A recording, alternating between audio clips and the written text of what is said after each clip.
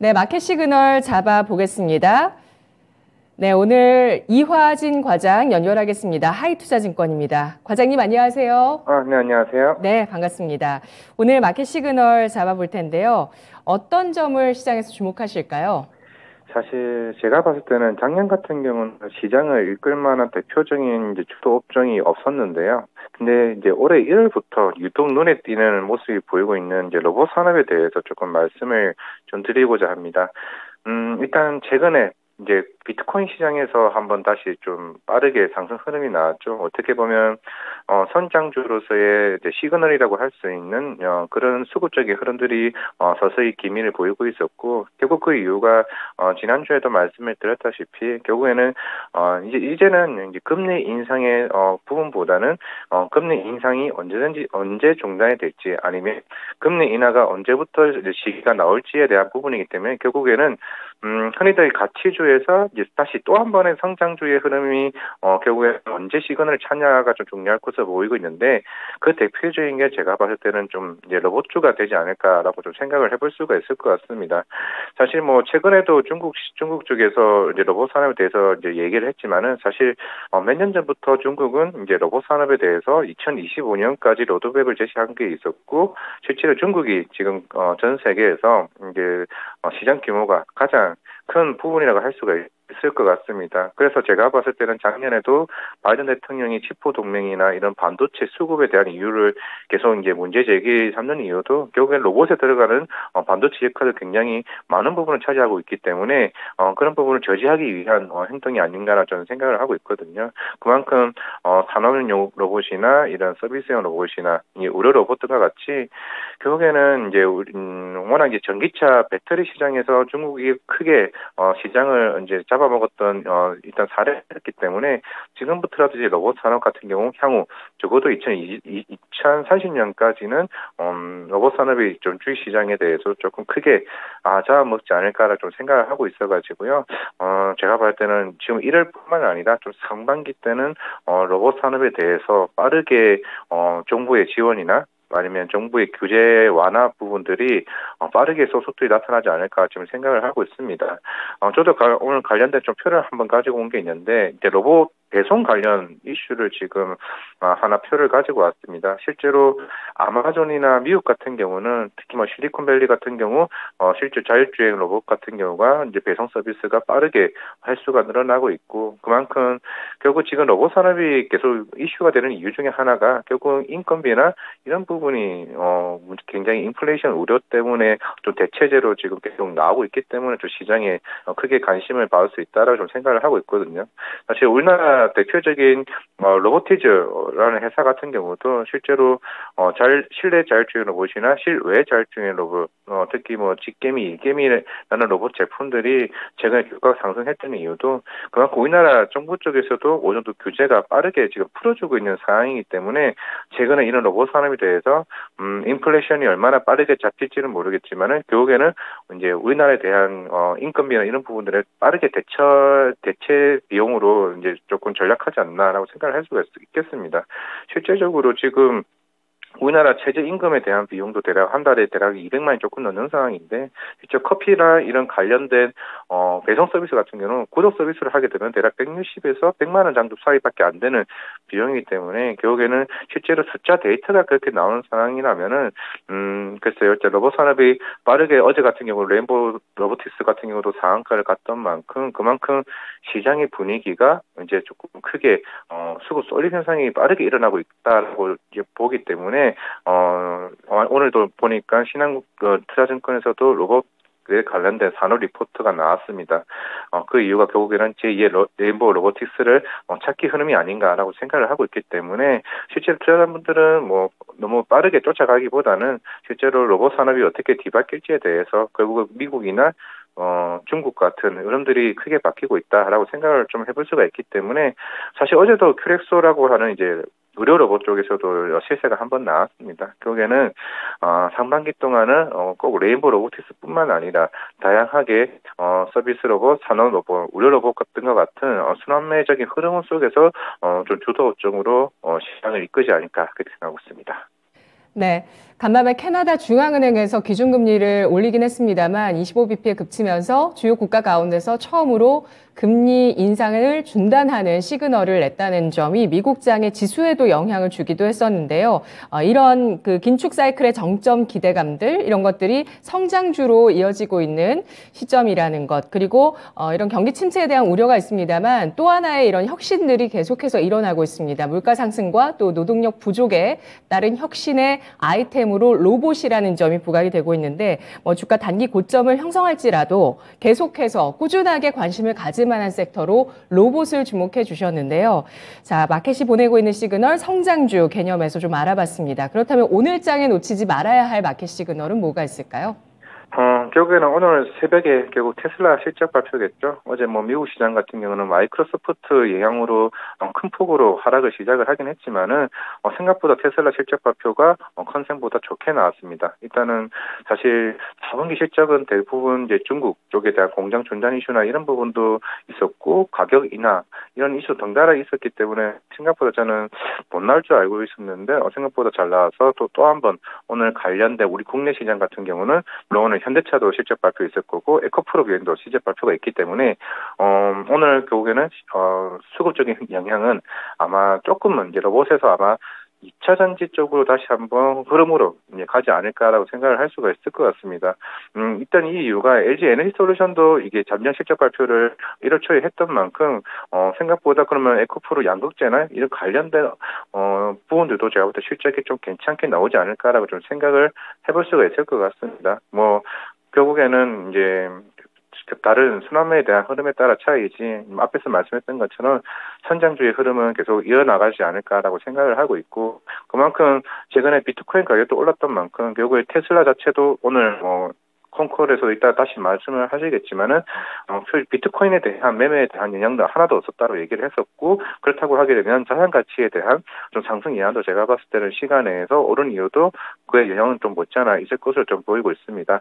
그렇기 때문에 오늘 2차 전지에 대한 흐름 좀 지켜보면 괜찮지 않을까라고 생각을 하고 있고 그리고 최근에 또 엔터주에 대한 흐름을 조금 지켜볼 만한 했던 이유가 결국 중국이 만약에 콘서트가 열리게 되면이나 항상 가정하에 이제 시장에서 계속 얘기가 나오고 있는데 실제로 중국 콘서트가 열리게 되면 작년에 우리가 이제 코로나 이후에 콘서트가 열리게 되면서 매출이 크게 상승했던 적이 있습니다. 하지만 중국이 열리게 되면 그 작년에 대한 매출에서 플러스 20%에 대한 이제 레벨업이 될 수 있는 이양이기 때문에 관심을 가질 수가 있을 것 같은데 최근 하이브가 어제 우리나라 시장으로 장 끝나고 나서 이제 두 개에 대한 좀 긍정적인 뉴스가 나왔습니다.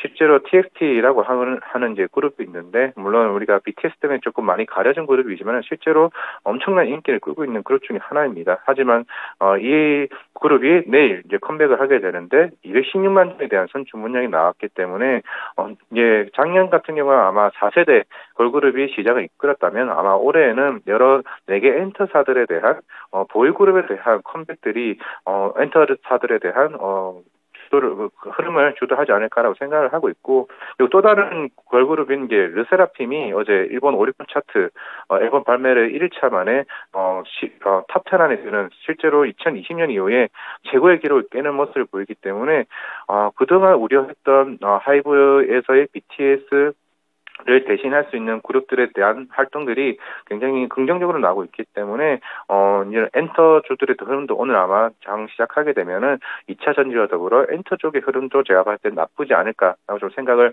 좀 해볼 수가 있을 것 같습니다. 그리고 마지막으로 이제 현대차 오늘 실적 발표를 할 것으로 보이고 있는데 일단은 저희 당사 하이투자증권 영업이익 컨센은 3조 900억 정도로 지금 컨센을 잡고 있습니다.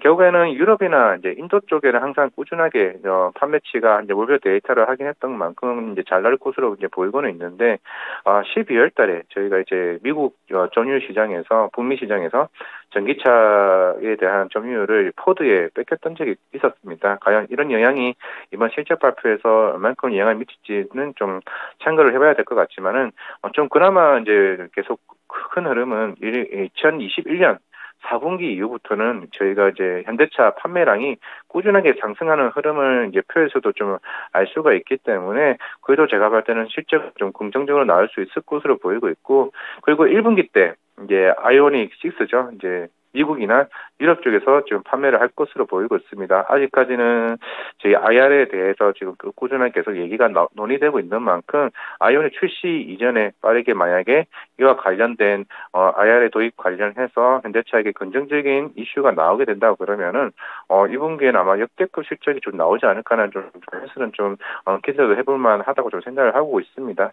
결국 이제 오늘 현대차가 끝나고 나서 따로 콘콜이나 이런 부분에서 전반적으로 완성차 업체나 2차 전지에 대한 흐름들이 좀 시장에 큰 영향을 미치지 않을까 제가 그렇게 생각하고 있습니다. 네. 현대차는 오늘 실적을 내놓고요. 기아는 내일 실적 발표 예정돼 있습니다. 모두 4분기 실적이 전년 동기 대비해서 매출 영업이익 20%에서 40%대의 성장세가 예상이 되고 있는 상황인데요.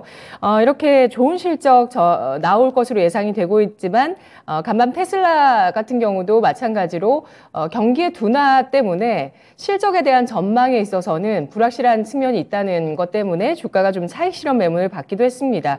현대차 그룹이 지금 굉장히 잘하고 있습니다. 유럽 같은 경우에 글로벌 4위의 유럽 시장 내 점유율 10% 이상의 점유율을 보여주고 있고요. 미국 내에서도 7% 정도 점유율을 보여주고 있는 상태인데 이게 전기차 한해서인지는 좀 확인을 해보셔야 됩니다. 점유율이 이렇게 계속해서 성장하는 그런 모습들을 보여주고 있습니다만 주가는 지금 굉장히 좀 저조합니다. 앞서 말씀해 주신 엔터주, 자동차주, 그리고 또 그 앞에 말씀해 주셨던 것이 어떤 섹터였죠? 2차 전지 모두 지금 매수 시그널로 말씀을 해 주시는 걸까요?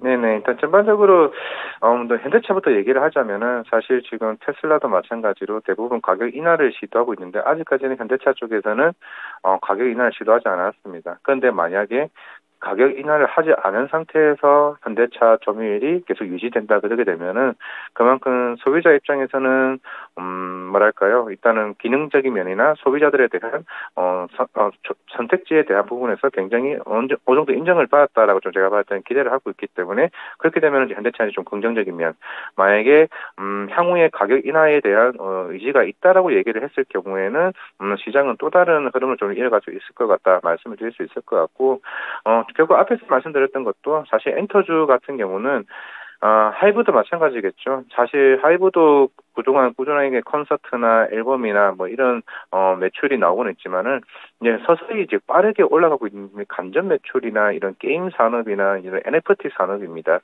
결국 이제 또 다른 이제 성장 산업에 대한 사업 다각화로 이제 결국에는 돈벌이를 좀 추가적으로 열 것으로 보이고 있는데 결국에는 최근에 굿즈나 미버스나 최근 DOU 쪽에서도 버블이라는 그런 플랫폼으로 인해서 새로운 아티스트가 계속 많이 나옴에 따라서 나오는 간접 매출의 양이 이제는 그 영역이 더 클 것으로 보이고 있거든요. 물론 이제 신보선 주문량이 뭐 200만 장이나 300만 장 좀 중요하긴 하지만은 결국에는 이런 다양하게 팬덤에 대한 그런 굿즈 상품들이 오히려 더 시장에 더 큰 영향을 미칠 수가 있기 때문에 결국은 엔터주가 더 가기 위해서는 중국 시장이 더 열려야 된다라고 좀 볼 수가 있을 것 같습니다. 네. 알겠습니다. 배터리주도 코멘트 해주시죠. 어제 강세를 보였는데 배터리 같은 경우도 지금 진입해도 괜찮다는 의견이실까요?